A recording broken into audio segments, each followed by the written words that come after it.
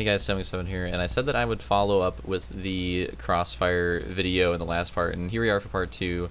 Mostly laid down the context in the first one, and got to talk a little bit about the game, but I wanted to dive deeper into the actual game of CrossfireX here in the second one. So, let me talk about the guns at the end of the last one. I wanted to talk about the mode split that they're doing. I guess is like the best way I can say it. It's kind of hard to describe. So the interesting thing that they're doing, and I want to see like to what extent that they're doing this with, if they're doing it for like all game modes and maps, or how exactly, like how far they're going to go with this. But basically CrossfireX is the way it's laid out in the beta. It seems like it's 2 games in one. So there's a, what was it, I think it was a classic playlist, and there was a modern playlist, and then those two, I don't even know if you call them playlists, call them like categories or something, because they even had different playlists within them. They showed the different maps. There was 3 in the beta, but all of the different maps had a different mode being played on them. There was 2 with the classic and 1 with the modern. So there was 2 maps in the classic category or playlist, whatever, and there was 1 map in the modern one, and they all had different modes across the 3. I hope that's not confusing in any way. So, speaking of confusing, that's what we're about to get to. So, the reason this is like kind of weird, I feel like I haven't seen an FPS game do something exactly like this, if they are taking it as far as I think they are going to, is it's basically 2 games in one. So the classic mode is, I was having a lot of comparisons to Counter-Strike in the first part, and that's essentially what the classic mode is. The classic mode is basically Counter-Strike, or old Crossfire, which, again, old Crossfire is basically a rip from Counter-Strike, so that's why I'm saying that. At least, like, very similar. But yeah, it's basically like that. So, no ADS except for snipers, of course. All the ARs, SMGs, pistols, stuff like that. It's all hip fire. I believe your fire is more accurate when you're standing still. I think I'd have to go back and look, but to be honest, it felt, Crossfire I feel like was always a lot better than Counter-Strike with movement, and yeah, so the aiming still felt pretty decent when you were moving, but I do think it was a little bit more accurate when standing still. But yeah, no ADS except for the snipers, none of the upgrades or anything that's in the modern playlist, which we'll talk about in a little bit, none of that, just bare bones, basically Counter-Strike old Crossfire experience, where it's just your hip fire, just your basic loadout, and S&D, and that's what it is. So very interesting that they're doing that. So you may be wondering, because I haven't explained it yet, so how is modern different? Modern is a bit more like what you'd expect from Call of Duty or something like that. The modern mode has upgrades to your character that you can do in the menu. So like every time you rank up in the beta, there's this, I forget exactly what it's called. I think it's under your profile. There's like this skill, I want to say skill tree, but it was shaped like a triangle, and on each point of the triangle they had three different like upgrade categories. Like I forget what they were focused in, but let me just say this as an example. I don't know if this is exactly what it was. This is just an example. Like there's 3 points of the triangle. One of them was like movement. One of them was I don't know, like accuracy. And one of them was like fire rate or something like that. That's not what it was, but I'm just giving an idea here. And you could, every time you'd level up, you'd get points that you could spend in that tree, and you could keep upgrading, spending your points in that tree towards those 3 different categories in any way that you wanted. You could spread it out any way that you wanted. You could have a complete focus on 1 skill. You could spread it out, make it pretty even. You could do a little bit more for 2 skills and leave 1 kind of to the wayside. You could just figure that out however you wanted to. You could tweak it however you wanted. And it was kind of interesting. I'm not sure if I've ever seen anything exactly like that in a shooter before. So that's interesting. What makes it weird is that obviously it gives you kind of an advantage for playing the game. So the more you level up, it seems that just the stronger that your character is going to be. Which does give... It makes me wonder, when does it stop? Like, is there going to be a level cap? Or is there going to be a point at the leveling where you stop earning points for that tree? Or something like that? I feel like there'd have to be, right? There'd have to be one or the other, maybe both. So I'm curious. I'm very curious about that. I'm not sure how that is going to work, because it could, in a way, it could make the modern mode a lot less fun. Because, you know, if you're someone that's just getting into the game and you're playing against a bunch of people that have put some time into it, you're just going to be at an inherent disadvantage. and you're always going to be at an inherent disadvantage of people that are a higher level than you. But if the level cap isn't too insane, or if the rate, the level at which you stop earning points for it isn't that insane, then it's not that big of a deal, because you could just wait till you hit that level if it doesn't take too long. So it's like, I don't know. It's interesting. I'm not exactly sure how I feel about that. There's also the upgrades that you can do in game. I think they call it tactical growth, and it's every so many kills or something like that. I'm honestly not exactly sure when it would activate, but I could always do 4 upgrades in a match, and you had a choice between 8 different upgrades. So there's 4 different trees. I believe it was this one. I think I remember this one was fire rate, movement, defense, and recovery. And recovery was like your health recovery. Movement was obviously like your movement speed. Defense was like armor or something like that, plus the riot shield. And fire rate was pretty self-explanatory there, the fire rate of your weapons. And I would personally always go with the recovery and the fire rate upgrades. I just thought that those made the most sense intuitively. You know, FPS game, if your fire rate's faster, if your guns are killing faster, that's always good. And if your health is recovering faster, that's always also always good. And I valued those, even though I love movement, I valued those a little bit higher than movement speed and tankiness, I guess. So you could kind of fiddle with that and do whatever you want to do. That's what I liked doing. I liked just fully upgrading the fire rate and the recovery. But again, you could do whatever you want, right? You could do like, or there's quite a few different combinations you could do. You could do like 1 of each. You could do 2 into movement and then like 1 into fire rate, 1 into defense. Like there's a few different combinations you could do, and you can kind of fiddle around with that, figure out what you want to do, figure out what suits your play style, what you like the most, and mess with that. So that thing and the thing in the menu were both very interesting to me because they're just different. So I'm not really sure how I feel about those yet. It's interesting. It's unique. It's different. I'm not sure if it's good yet, so we'll just have to figure it out. And at the same time, if it becomes like too frustrating, you could always just play the classic mode, unless you're someone that really likes your ADS, which on console, to be fair, is understandable. That's the weird thing with this mode split. Like, because it's just console, right? And just on console, I feel like most people are going to prefer having that ADS option, right? The only game on console that I can think of that does the only hipfire very well is Halo. Halo is the only game I can think of on console that does that style very well. So it's interesting to see Crossfire try to be a type of game like that and do that well too. But it's also trying to like please both crowds, and it's something that would make a lot of sense to me if it was going to be, you know, the cross-platform. Like it's you know, obviously coming out on console, but it was going to be a Crossfire like PC sequel as well. Then it would make sense to me, because it's like, okay, the classic mode is probably for the people that like Crossfire on PC. It's probably for, you know, those people are probably going to enjoy that, and then the modern mode would be more so for the console crowd. But because it's just console only, that does make it kind of weird to me. And I'm not sure how I feel about the split between these game modes. It's going to be interesting to see how they balance it, and it's going to be interesting to see what the player base leans towards, because I'm sure they'll lean towards something. I don't think they're going to like really be really well balanced between the two, as far as like the distribution goes. So I don't know. I don't know what to think about this. This is the most interesting aspect of the game to me, is that like game split. It's like 2 different games. So let me know what you think for the comments in this video. That's what I would ask, is let me know what you think on that, because I have no idea. Like in the beta it was interesting, but is it good? I don't know. Moving forward here, as far as like I wanted to talk about the loadouts a little bit, and like the options in the loadouts, and even the loadouts for the modern are pretty bare bones. They're very bare bones, actually. Like for the guns, at least in the beta, all you could choose is your sight. It's just you can choose the gun, you can choose the sight, nothing other than that. So that's pretty old school. And then as far as like nades went, again, it's just a beta, so I'm sure there's a lot of stuff missing, but there's just a frag grenade and a smoke grenade. There was just the 2 options of melee weapons, which I'm sure there'll be a bunch of different melee weapons in the full release. It's just melee weapons are just an easy cosmetic route to go to make money, so I'm sure there'll be a lot of that. Only 2 pistols to try, I believe. I think it was just the Desert Eagle and the Glock. That's all I can kind of think of off the top of my head. So yeah, like the loadout customization isn't too crazy.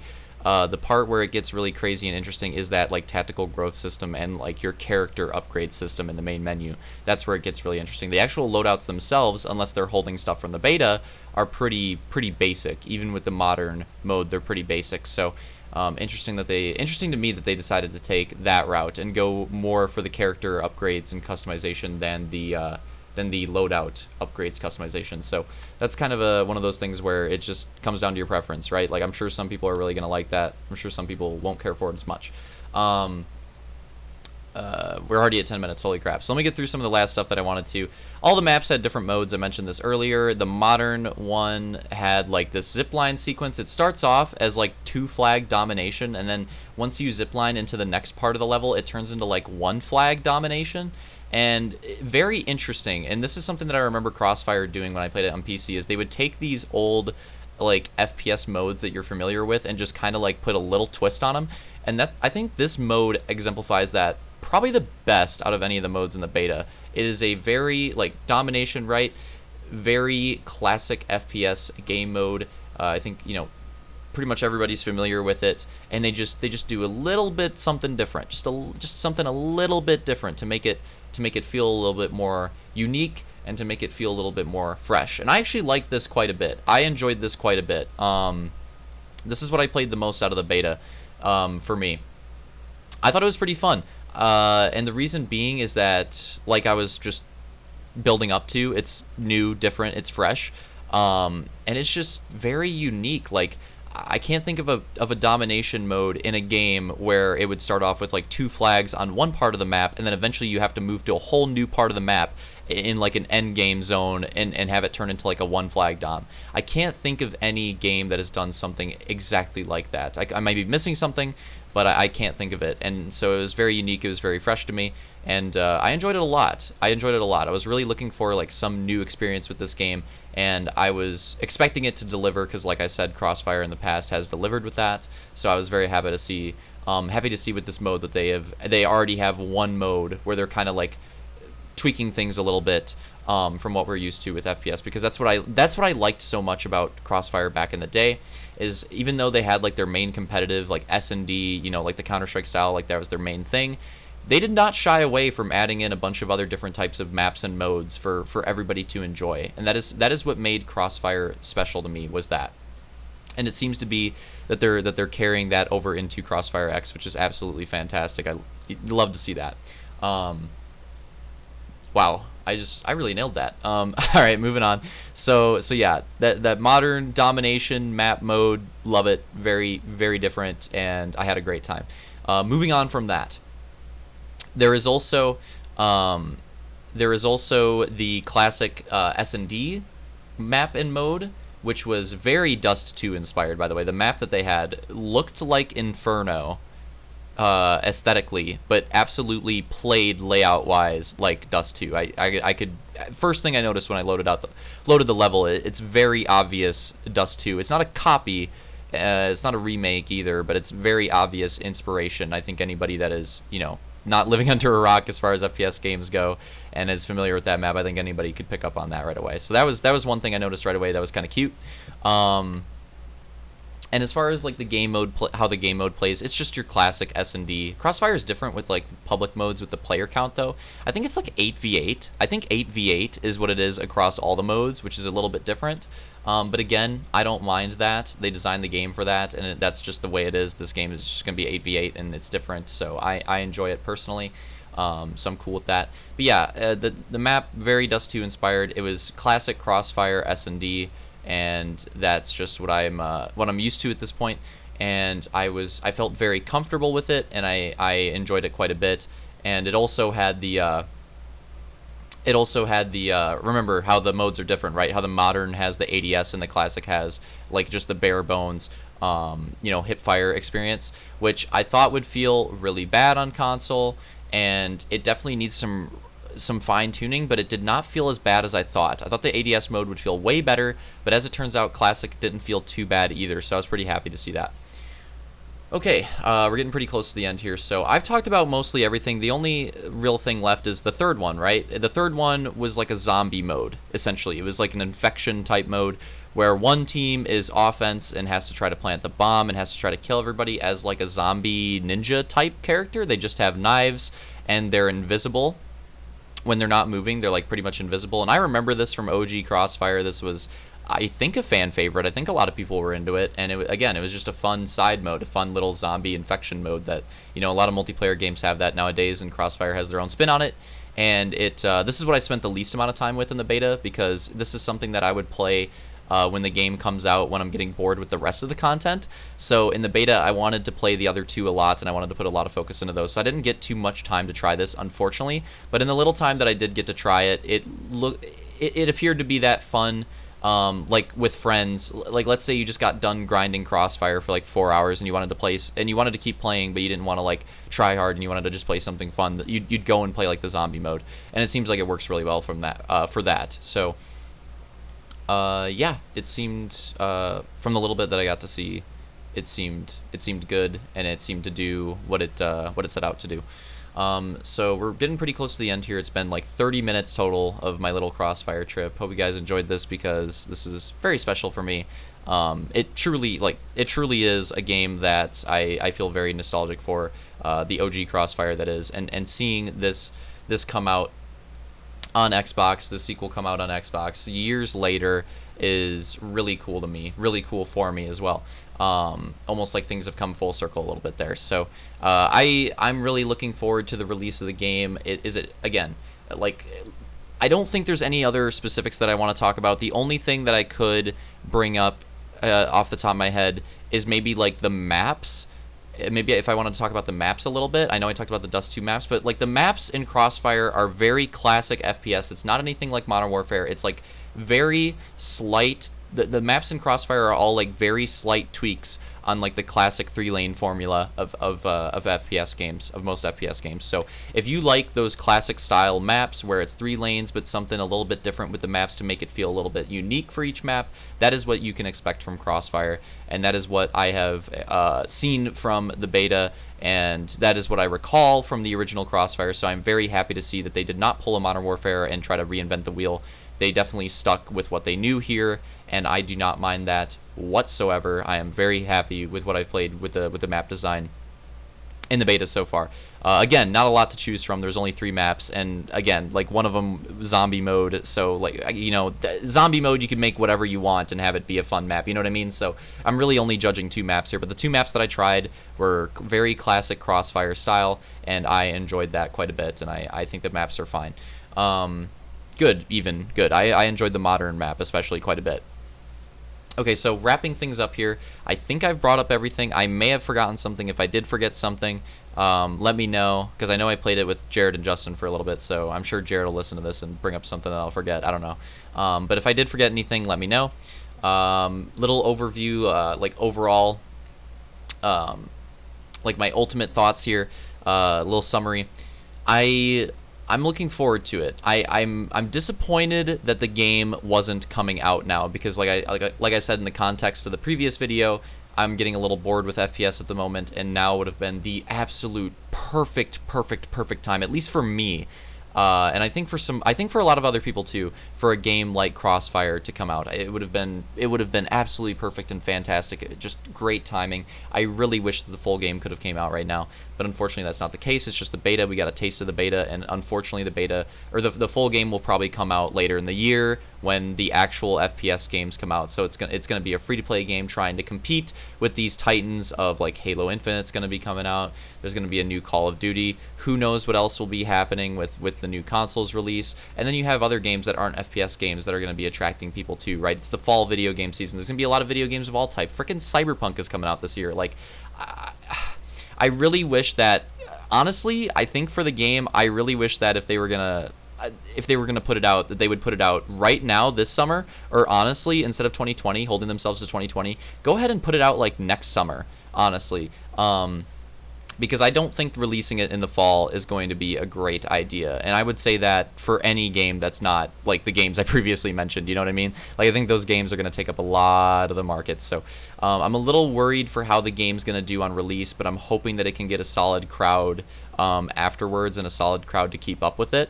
Like, just that's just my speculation of the release of the game. Sorry, I get myself back on topic here. Like summary, for the actual game itself, I enjoyed my experience with it. I had a lot of fun with it. Is it perfect? No. Is it the greatest FPS, free-to-play FPS even ever made? No. But it was still a fun game. It was a fun game. It was a nice breath of fresh air. And like I said, with the modern mode, that little tweak, like with Crossfire, something that I always expected from them, something that I just know that they're gonna do. They're not boring. They always try to do things a little bit differently with their maps and modes, and that's what makes Crossfire fun. And I'm hoping that they do that more with the release. And I'm really looking forward to the release. And I'm definitely going to be grinding this out when it comes out. And it's free too. It's free, so I'm gonna be playing it. I'm sure like anybody could try it. I think everybody, when it comes out, if you miss the beta, at least give the game a shot. At least give the game a shot. It's free. Just download it. I don't think it was that big of a size either, and it won't be that big size either when it comes out. I'm sure it won't be too many gigabytes. Crossfire is not a super intensive game. It's not gonna be a Modern Warfare. So when it does come out, give it a shot. And see what you think for yourselves. As for me, I know already that I'm going to give it a shot, and we'll see how much I play it afterwards. But I know that when it comes out, I'll at least give it a try and have that fun, fresh experience for however long, and not have to worry about wasting my money. So that's pretty much it. I could have talked about this for like an hour. I could have done like a podcast about this. I do have to get the podcast started as soon as I can. But I totally could have done that with this. Crossfire, as you could tell if you listen to both parts, is one of those games that holds a place like in my heart. Really love the classic Crossfire, and I'm looking forward to CrossfireX coming out. So hope you guys enjoyed the video and enjoyed the passion. And if you did, let me know, and I'll see you next time. Have a good day.